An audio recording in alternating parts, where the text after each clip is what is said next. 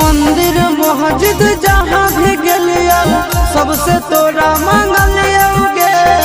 तोरा हम हंसलियो हरदम अपने भले कानलियोगे।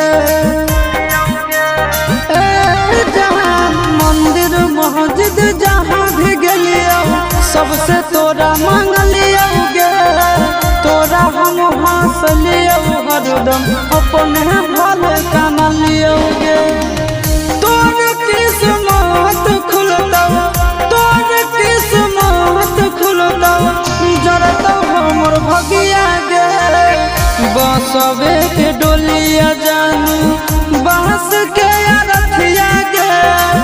बसवे के